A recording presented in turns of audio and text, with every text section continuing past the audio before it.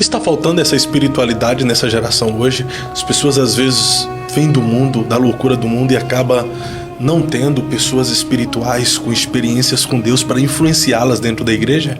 Ah, com certeza. O que acontece? Naquela época, na Deus e Amor, só podia passar uma revelação se Deus revelasse para 2, 3. Então não tinha falha. A revelação era verdadeira. Eu fui na Deus e Amor, eu tinha sonhado, e Deus usou a irmã. Teve uma pessoa aqui que teve um sonho assim. Revelou o meu sonho. Quando alguém profetizava ali, chega a igreja calava. A gente sentia Deus assim, profecia verídica. Os corinhos de fogo que se cantavam: vem cá, vem ver. Mas contempla esse varão que chegou agora, abre a boca. Vejo um homem de branco dentro da... Você via as pessoas marcharem e rodarem no poder e tal. Você via que era algo de Deus. Começou uma banalização com o tempo. A igreja foi esfriando. Os canalhas da fé começaram a aprender as coisas em aplicativo, em rede social. Começaram a revelar falsamente, né? Nessa de corinho de fogo que tinha aquelas letras, só falava de Jesus. Veja um homem de branco, vem cá, vem ver. Começou a cantarem umas músicas de vingança, começaram a botar umas letras esquisitas. Daqui a pouco os caras começaram a vestir vestidão e rodar, banalizou. Hoje, quando pegam os vídeos de alguns pessoal nos corinhos de fogo, não vê mais igual antigamente. Aí começam a atribuir que aquilo é demônio, que é igual sente macumba e tal. Mas não tem nada a ver com o pentecostalismo clássico, né, que a gente aprendeu lá atrás.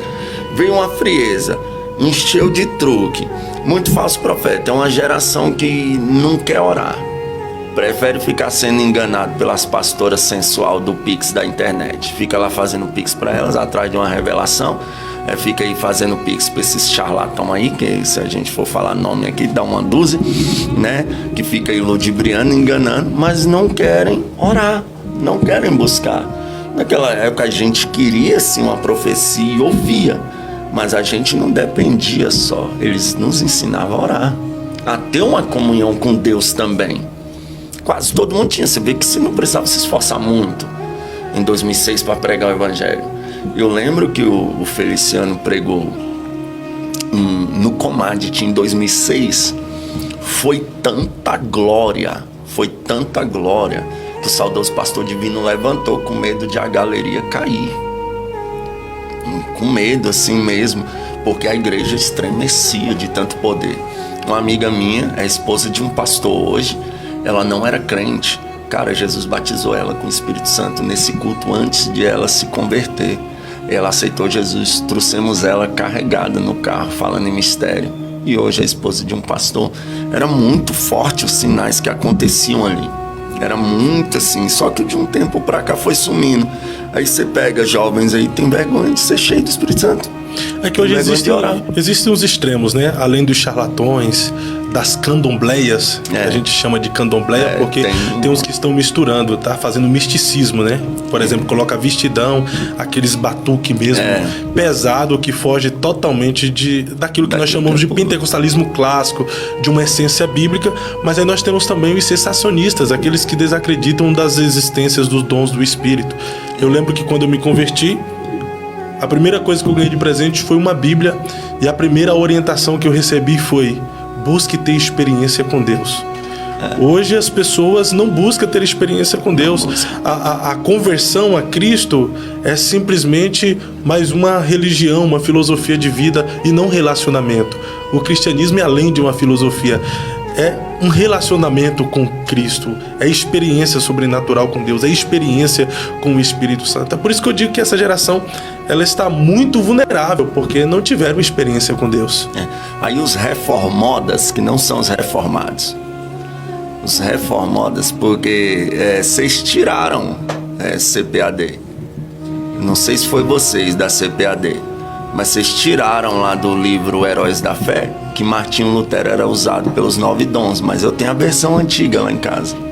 Tá lá bem claro que Martinho Lutero era usado pelos os 9 dons. Então os reformodas, eles aproveitaram do misticismo e estão implantando a doutrina do cessacionismo na igreja. falando que os dons cessaram, que etc. Mas os dons não cessaram, cara. Outra coisa aqui que é um assunto polêmico. Eles falam que as línguas que os pentecostais falam são coisa que eles inventaram. Mas, cara, não tem condições. Eu sei a experiência que eu tive no batismo com o Espírito Santo. Quando eu comecei a falar, foi o Espírito Santo que me concedeu que falasse aquela língua, né? Contra a experiência, não tem como negar aquilo. Foi o que aconteceu comigo. E outra, qual é a lógica deles? Eles falam que os dons cessaram. E você pergunta para eles, base bíblica? Não tem. Eles vão pegar aquele texto, havendo línguas cessarão, havendo profecias cessarão e tal, mas aquilo ali não mostra data, não mostra. Eles vão dizer que alguém extra-bíblico, algum reformador aí, chegou à conclusão que os dons cessaram, mas não é isso que a Bíblia diz. Aí você pega a base forte deles para dizer que a língua é coisa que nós inventamos, né, que a gente chama de língua estranhas, né, que é o dom de línguas. Eles falam o quê? Que no dia de Pentecoste, cada um falou na sua própria língua para que o povo entendesse. Essa é a defesa deles. E realmente eles falaram partos, medos, elamitas, cada um na sua própria língua. A ponto de quem estava ouvindo, não são todos indoutos? Como podem, né? Cada um falar na sua própria língua das grandezas de Deus. De fato, ali no dia de Pentecoste. Mas não foi só ali que falaram em línguas. Quando Pedro teve a visão, Cornélio também, Pedro vai lá na casa de Cornélio, Pedro começa a pregar. E todo mundo ali entendia Pedro. E esse eu costumo dizer que tem o culto de Bereia, que é aquele culto que a gente está examinando o que o pregador está falando aqui com a Bíblia. E tem o culto da casa de Cornélio, que geralmente são os cultos mais pentecostais, que o pregador está pregando e o Espírito Santo desce e interrompe. E acabou, a glória toma de conta. Foi o que aconteceu na casa de Cornélio.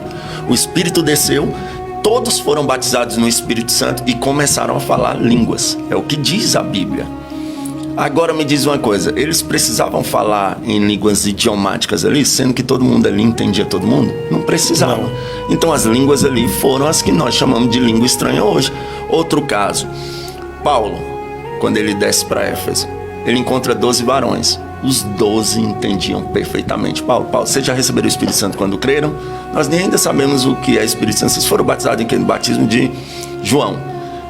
Eles dobraram o joelho e Paulo vem e põe as mãos. Todos falaram em línguas e profetizaram. Então, as línguas ali foram essa língua que a gente chama de estranho. Por quê? Porque Paulo vai explicar, né? Devido a alguma bagunça que acontece nos dias de hoje também, né? Às vezes alguém fala em língua e atrapalha o pregador, né? Ou começa a falar em língua mais alta. Isso acontecia naquela época que a palavra está sendo pregada. Aí Paulo vai dar um estudo sobre ordem no culto, mas ele sabia que ia ter esses reformados que iriam querer proibir falar em línguas. Aí o que ele diz? Não proibais o falar em línguas.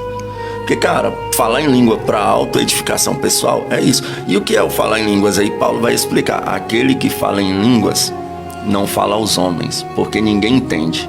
Daí, ô reformada, entra na tua cabecinha que se ninguém entende, se for uma língua idiomática, alguém da língua vai entender. Mas Paulo está dizendo que ninguém entende, porque ele não fala aos homens, mas fala a Deus. Em espírito fala de mistérios, e mistérios só se Deus revelar. Por isso, Paulo orienta aquele que fala em línguas, ore também para que haja interpretação. Que tem então, intérprete, né? Que não proibais falar em línguas. Então você pode falar o que for. Eu acredito nos dons de língua, nos dons de curar, nos dons de interpretação de língua, no dom da ciência, no dom da sabedoria, nos dons de maravilha. Eu acredito em todos, porque eu já vi basicamente todos esses sinais. Os dons não cessaram. Se você não quiser crer, o problema é seu. Mas eu creio pelo que eu li, pelo que eu acredito e pelas experiências que eu já tive. O que te leva a ter tanta convicção? Tu viveu essa experiência de receber o Espírito Santo? Como é que foi? Eu vivi a experiência de ser batizado no Espírito Santo. Eu estava num culto à tarde, o pastor pregava sobre dons espirituais.